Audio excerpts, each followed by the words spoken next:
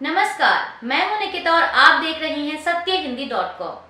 चलिए एक नजर डालते हैं अब तक की सुर्खियों पर। राजनीतिक विश्लेषक योगेंद्र यादव ने अपने हालिया इंटरव्यू में विपक्षी गठबंधन इंडिया को लेकर बड़ा दावा किया है। बीबीसी हिंदी को दिए एक इंटरव्यू के दौरान योगेंद्र यादव ने बताया कि इंडिया गठबंधन ने जो किया उसमें कई कमियां रहीं, परिस्थितियां विचित्र रही थी। उनके मुताबिक इंडिया अलायंस 265 से 275 सीटें जीत सकता था। योगेंद्र यादव के मुताबिक चुनाव से पहले विपक्षी गठबंधन ने जो गलतियां की हैं, उनमें गठबंधन ने कॉमन शेयर्ड एजेंडा नहीं रखा। उन्हें 6 महीने पहले बताना था कि वे क्या काम करेंगे। यादव के अनुसार उन्हें बड़ी उम्मीद थी कि इंडिया गठबंधन के लोग सड़क पर उतरकर कुछ करेंगे। उन्होंने कहा कि विपक्ष को बड़े मैदान और रैली स्थल भर देने थे। अडानी के सवाल पर सिर्फ राहुल गांधी खड़े थे। अगर विपक्ष के सारे नेता एक सुर में बोलते तो उसका असर होता। सीटों के बंटवारे के मुद्दे पर योगेंद्र यादव ने कहा कि हर रोज ऊटपटांग खबरें आती थी, विपक्ष ने खुद इसका मौका दिया। योगेंद्र यादव ने दावा किया कि उन्हें विपक्ष तैयार नहीं दिखता है। उसके कार्यकर्ताओं में आधे लोग बीजेपी की भाषा बोलते हैं। मोदी सरकार के 3.0 शपथ ग्रहण समारोह में शामिल होने के लिए विदेश के राष्ट्रीय अध्यक्षों का दिल्ली आना शुरू हो चुका है। कल शनिवार को बांग्लादेश की प्रधानमंत्री शेख हसीना के भारत पहुंचने के बाद आज रविवार को मालदीव के राष्ट्रपति मोहम्मद मुइज़ दिल्ली पहुंचे। भारतीय विदेश मंत्रालय के प्रवक्ता रणधीर जायसवाल ने एक्स पर एक पोस्ट कर इसकी जानकारी दी। वहीं मॉरिशस के प्रधानमंत्री प्रविंद कुमार जगन्नाथ भी एनडीए सरकार के शपथ ग्रहण समारोह में शामिल होने दिल्ली पहुंच गए हैं। नरेंद्र मोदी की तीसरी बार शपथ ग्रहण करने की तैयारियों के बीच खबर सामने आ रही है कि एनडीए के सहयोगी दलों के सांसदों को मंत्री बनाने के लिए फोन आना शुरू हो चुके हैं। एबीपी की एक रिपोर्ट के मुताबिक टीडीपी, लोक जनशक्ति पार्टी रामविलास और जेडीयू जैसे दलों के सांसदों को फोन आए हैं। आपको बता दें कि नई सरकार में एनडीए के विभिन्न घटक दलों को मंत्रिपरिषद में शामिल करने के लिए बीजेपी और सहयोगी दलों के बीच विचार विमर्श हुआ है। अमित शाह, राजनाथ सिंह के अलावा बीजेपी के राष्ट्रीय अध्यक्ष जेपी नड्डा ने TDP chief Chandrababu Naidu, JDU प्रमुख नीतीश कुमार और शिवसेना के एकनाथ शिंदे जैसे नेताओं के साथ मंत्रिपरिषद में हिस्सेदारी को लेकर बात की है। इसके बाद ही नाम फाइनल किए गए, जिन्हें अब कॉल आना शुरू हो चुका है। मीडिया रिपोर्ट्स के अनुसार इन लोगों को भी आज ही शपथ दिलवाई जा सकती है। एबीपी न्यूज़ की रिपोर्ट के मुताबिक अब तक जिन नेताओं को फोन आए हैं उनमें टीडीपी के डॉक्टर चंद्रशेखर पेम्मासानी, किंजरापू राम मोहन नायडू, बीजेपी के अर्जुन राम मेघवाल, सर्बानंद सोनोवाल, अमित शाह, कमलजीत सहरावत, मनोहर लाल खट्टर, नितिन गडकरी, राजनाथ सिंह, पीयूष गोयल, ज्योतिरादित्य सिंधिया, शांतनु ठाकुर, रक्षा खड़से, राव इंद्रजीत सिंह, सुरेश गोपी, मनसुख मंडाविया, डॉक्टर जितेंद्र सिंह, जुआल ओरम, गिरिराज सिंह, हरदीप सिंह पुरी, जी किशन रेड्डी, बंदी संजय किशोर, भागीरथ चौधरी, सीआर पाटिल। इसके अलावा शिवसेना शिंदे गुट के प्रताप राव जाधव, जेडीएस के एचटी कुमार स्वामी, लोक जनशक्ति पार्टी रामविलास के चिराग पासवान, आरएलडी के जयंत चौधरी, अपना दल की अनुप्रिया पटेल, हिंदुस्तानी आवाम मोर्चा के जीतन राम मांझी और रिपब्लिकन पार्टी ऑफ इंडिया के रामदास अठावले का नाम शामिल है। समाचार एजेंसी एएनआई ने सूत्रों के हवाले से जानकारी दी है कि कांग्रेस अध्यक्ष मल्लिकार्जुन खड़गे को कल देर रात भाजपा नेता प्रहलाद जोशी ने फोन करके एनडीए सरकार के शपथ ग्रहण समारोह में आमंत्रित किया। हालांकि फिलहाल शपथ ग्रहण समारोह में खड़गे के शामिल होने पर कोई फैसला नहीं हुआ है। मोदी सरकार के शपथ ग्रहण समारोह को लेकर कांग्रेस के राज्यसभा सांसद प्रमोद तिवारी ने कहा है कि मुझे अभी तक कोई निमंत्रण नहीं मिला है, ना ही किसी सहयोगी दल को निमंत्रण मिला है। उन्होंने कहा कि मोदी जी की रुचि अंतर्राष्ट्रीय इवेंट बनाने में ज़्यादा है, तो मुझे नहीं लगता कि हमें जाना चाहिए।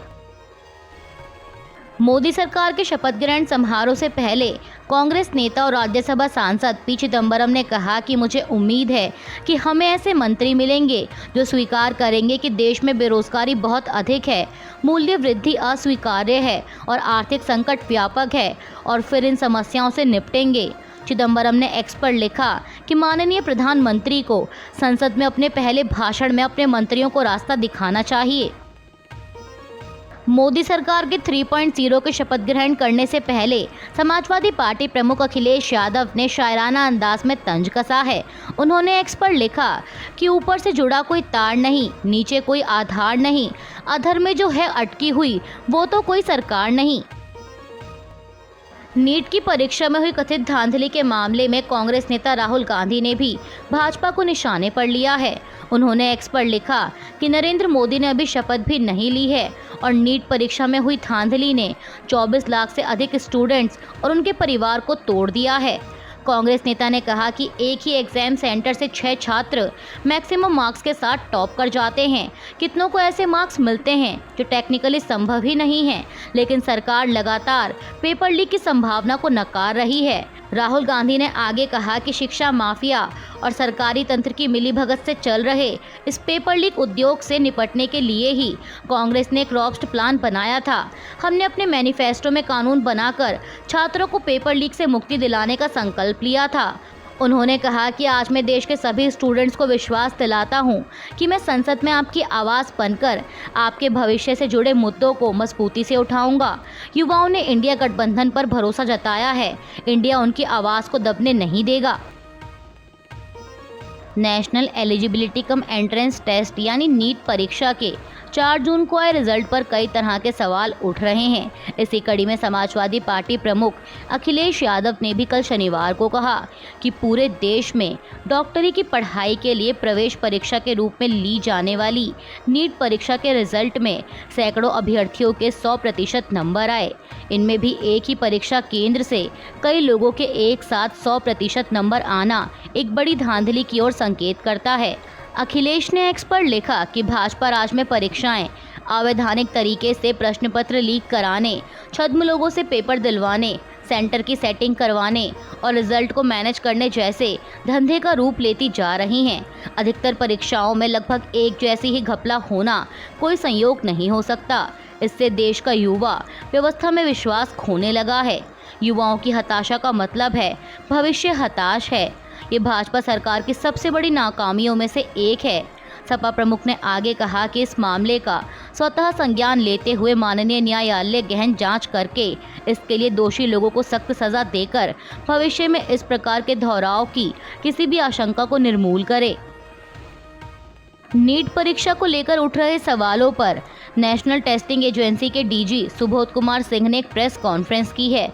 सुबोध कुमार का कहना है कि नीट की परीक्षा के दौरान पेपर लीक की कोई घटना नहीं हुई है। सुबोध कुमार ने कहा कि कुछ सेंटर्स पर तकनीकी गड़बड़ी की वजह से टाइम लॉस्ट हुआ। सुप्रीम कोर्ट की गाइडलाइन के मुताबिक ऐसी शिकायत पर छात्रों को अतिरिक्त नंबर दिए जाते हैं। कुछ छात्रों को 718 और 719 नंबर मिले। इसी वजह से 6 स्टूडेंट टॉपर बन गए। उन्होंने कहा कि हमने सभी चीज़ों को देखा है और फिर रिजल्ट घोषित किया है। जो भी समस्या हुई है वो 4750 एग्ज़ाम सेंटर में से सिर्फ 6 सेंटर पर हुई है। 24 लाख में से 1600 छात्रों को परेशानी का सामना करना पड़ा है। सुबोध कुमार ने कहा कि देश में कहीं भी पेपर लीक नहीं हुआ। सवाई माधोपुर के एक सेंटर में गलत हिंदी और इंग्लिश का पेपर बांटने की वजह से एक समस्या खड़ी हुई, लेकिन हमने तुरंत कार्रवाई की। सभी बच्चे सेंटर के अंदर ही थे। सोशल मीडिया पर एग्ज़ाम शुरू होने के 2 घंटे और 28 मिनट बाद पेपर आया। कोई पेपर लीक नहीं हुआ है। उस सेंटर पर हमने दोबारा एग्ज़ाम लिया।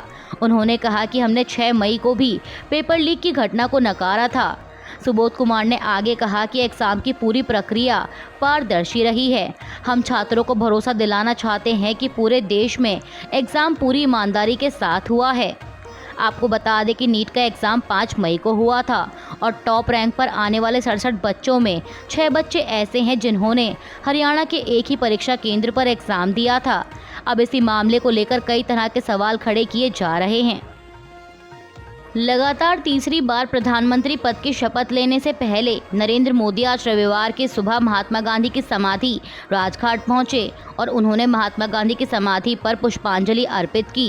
राजघाट के बाद नरेंद्र मोदी पूर्व प्रधानमंत्री अटल बिहारी वाजपेयी की समाधि पर भी पहुंचे और उन्होंने वहां भी पुष्पांजलि अर्पित की।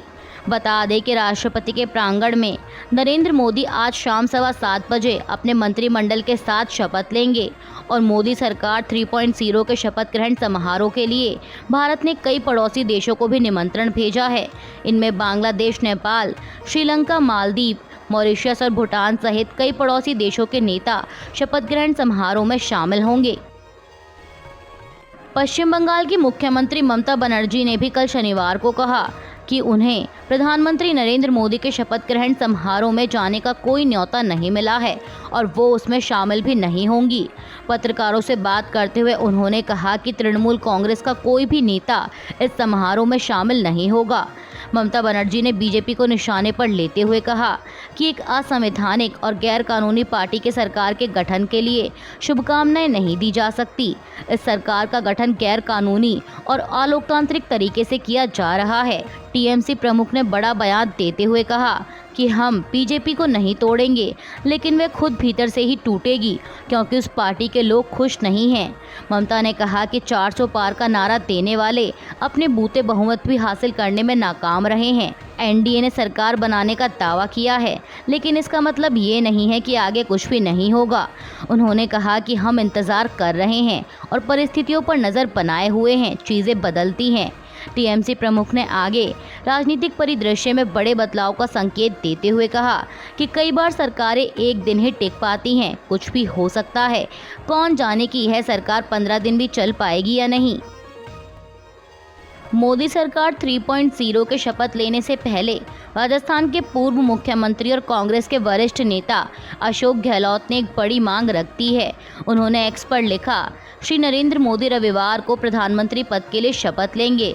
इस बीच मीडिया की खबरों से लगता है कि इस सरकार की स्थिति कमजोर होने के कारण बिहार और आंध्र प्रदेश को विशेष राज्य का दर्जा मिलने वाला है।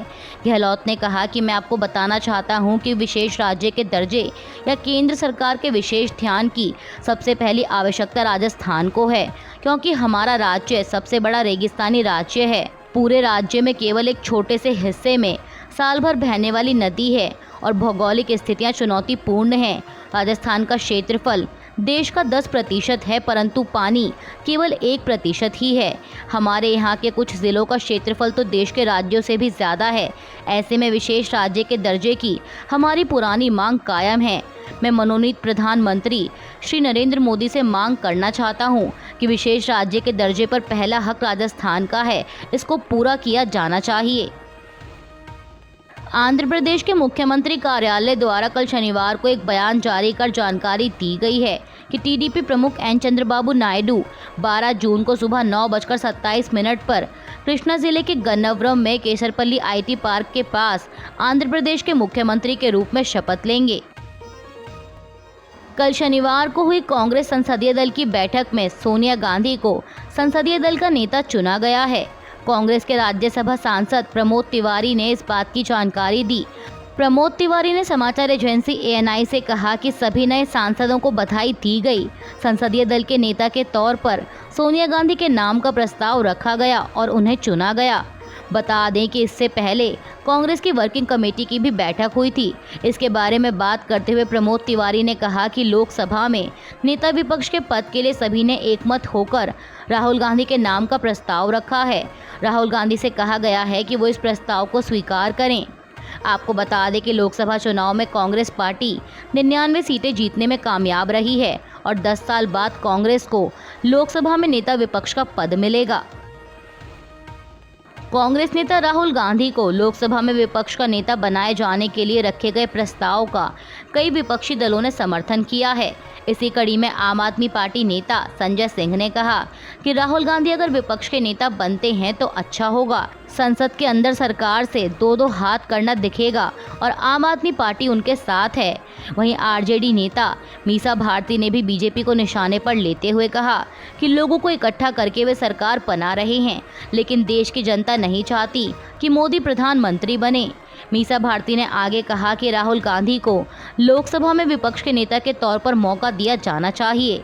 इसके अलावा तेलंगाना के मुख्यमंत्री रेवंत रेड्डी ने कहा कि हम राहुल गांधी को लोकसभा में विपक्ष के नेता पद का कार्यभार सौंपना चाहते हैं, क्योंकि 20 साल से राहुल गांधी जनता के लिए, जनता की समस्याओं, किसानों, युवा, महिलाओं के लिए लगातार मैदान में लड़ रहे हैं और अब संसद में लड़ना है। राहुल गांधी जब जिम्मेदारी लेकर विपक्ष के नेता का पद ग्रहण करेंगे तो हम पीएम मोदी के वादों का पूरा हिसाब किताब बताएंगे। अभी के लिए बस इतना ही। बाकी की खबरों के लिए जुड़े रहिए सत्यहिंदी.com के साथ।